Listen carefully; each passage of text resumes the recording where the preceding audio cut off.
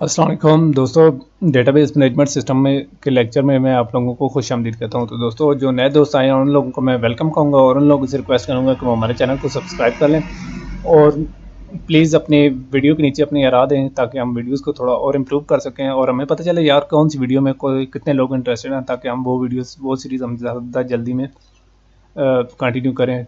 ठीक है, तो दोस्तों, सबसे पहले हमने बात की थी डेटाबेसेस की सीक्वेंस की। तो डेटाबेसेस के सीक्वेंस में हमने सबसे पहले मॉड्यूल जो कि हम डिस्कस करें वो इंट्रो टू डेटाबेसेस है, यानी डेटा सबसे पहले हमने डेटा पर बात की थी, फिर हमने इन्फॉर्मेशन पर बात की थी, फिर उन दोनों के दरमियान हमने आप लोगों को डिफ्रेंशिएट करके दिखाया था, फिर उसके बाद मैंने बात की थी मेटा डेटा की, फिर उसके बाद मैंने आप लोगों को ट्रेडिशनल फाइल सिस्टम या फाइल प्रोसेसिंग सिस्टम की बात की थी और लास्ट वीडियो में मैंने डेटाबेसेस की बात की थी। ठीक है, 2-4 लेक्चर रह गए हैं तो उसके बाद हम नेक्स्ट मॉड्यूल पर बढ़ जाएंगे। तो दोस्तों, लास्ट वीडियो में हमने बात की थी डेटाबेसेस की। ठीक है, तो डेटाबेसेस का मैंने आप लोगों को बताया था कि एक रिलेटेड डेटा होता है वो एफिशिएंट और कम्पैक्ट मैनर में ऑर्गेनाइज्ड हुआ पड़ा होता है। ठीक है, तो इस सारी ऑर्गेनाइजेशन को, ऑर्गेनाइज्ड कलेक्शन को हम डेटाबेस कहते हैं। और यहाँ मैंने आप लोगों को ऑर्गेनाइज, रिलेटेड, एफिशिएंट और कम्पैक्ट के अलग अलग डिफिनेशन भी बताई थी। ऑर्गेनाइज से मुराद ये था कि डेटा ऐसे तरीके से स्टोर किया गया हो या मैनेज किया गया हो कि यूज़र इसे आसानी से यूज़ कर सके। रिलेटेड से मुराद के एक किस्म का डेटा या पार्टिकुलर टॉपिक पर डेटा, और एफिशिएंट से मुराद के डेटा जो वो हम एक्सेस करें वो क्विकली हमारे फ़ौरन हमारे एक्सेस में आ जाए। ठीक है, और कम्पैक्ट से मुराद ये था कि हमारा डेटा कम से कम स्पेस ले। तो उसके बाद मैंने आपको डेटाबेसेस का एक बुनियादी कंपोनेंट यानी टेबल्स के पर बताया था। तो टेबल्स क्या होते हैं? टेबल्स फंडामेंटल ऑब्जेक्ट हैं डेटाबेसेस का, यानी ये टेबल आप जैसे बनाते रहते हैं तो इसमें इस तरह होता है कि रोज़ होती हैं और कॉलम होती हैं, इनमें हम अपना डेटा स्टोर करते हैं और इसमें जो डेटा होता है वो काफ़ी हमें मैनेज लगता है, यानी काफ़ी खूबसूरती से मैनेज हुआ पड़ता है। अगर हम लाइनों पर लाइनें और ये ग्राफिकल रिप्रेजेंटेशन जो टेबल की है वो ना करें तो शायद हमारा डेटा को डिस्टिंग्विश करना मान लियो काफ़ी मुश्किल हो जाएगा। तो उसके बाद मैंने आप लोगों को बताया था कि डेटा के दो कंपोनेंट्स हैं, एक है रोज़ यानी जिन्हें हम डेटाबेस में रिकॉर्ड कहते हैं, और दूसरा कॉलम या फील्ड, यानी डेटाबेस में हम उन्हें फील्ड भी कहते हैं, कॉलम भी कहते हैं। तो रोज़ से मुराद हॉरिजॉन्टल पार्ट ऑफ टेबल था और कॉलम से मुराद वर्टिकल पार्ट ऑफ टेबल। उसके बाद मैंने आपको डेटाबेसेस की चंद एग्जांपल दी थी, जो एक फ़ोन डायरेक्टरी, एक लाइब्रेरी, अकाउंट्स और कॉलेज, और इन पर मैंने आपको सरसरी तौर पर बता दिया था।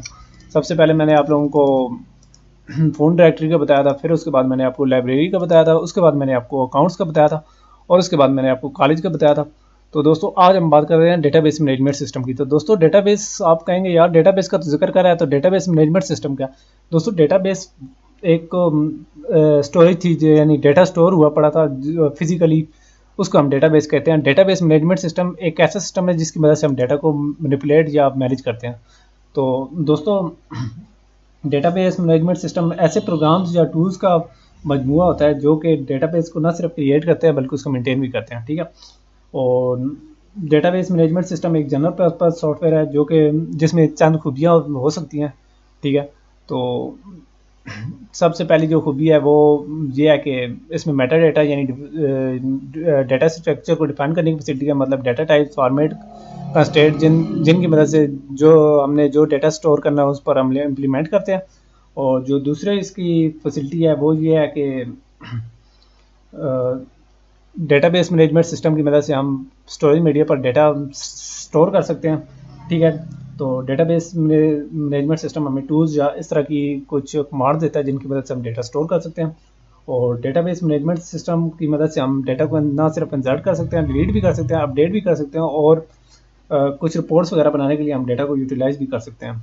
तो दोस्तों, यही हमारा डेटाबेस मैनेजमेंट सिस्टम है, यानी database management system in short कुछ टूल्स हैं। ठीक है, जो मिलकर हमारे डेटाबेस को मैनेज करते हैं। और डेटाबेस हमारे एक फिजिकली हार्ड ड्राइव पर लोकेटेड या सर्वर पर लोकेटेड एक फाइल है जिसमें डेटा स्टोर हुआ पड़ा है। ठीक है, जो एक से ज़्यादा भी फाइल पर भी मुश्किल है, बहरहाल डेटाबेस एक ही फाइल अमूमन हम कहते हैं। तो इसके बाद नेक्स्ट वीडियो में हम बात करेंगे डेटाबेस एनवायरनमेंट की। तो डेटाबेस एनवायरनमेंट क्या होता है? तो डेटाबेस एनवायरनमेंट डेटाबेस और डेटाबेस मैनेजमेंट सिस्टम पर मबनी एक मजमूआ होता है जिसको हम डेटाबेस एनवायरनमेंट कहते हैं। तो उसमें हम डेटाबेस एनवायरनमेंट की बात करेंगे और हम थोड़ा सा कोशिश करेंगे कि फाइल सिस्टम के साथ भी कंपैरिजन करा दें। तो दोस्तों, इसके साथ ही इजाज़त चाहता हूँ, नेक्स्ट वीडियो में मिलेंगे। अल्लाह हाफ़िज़।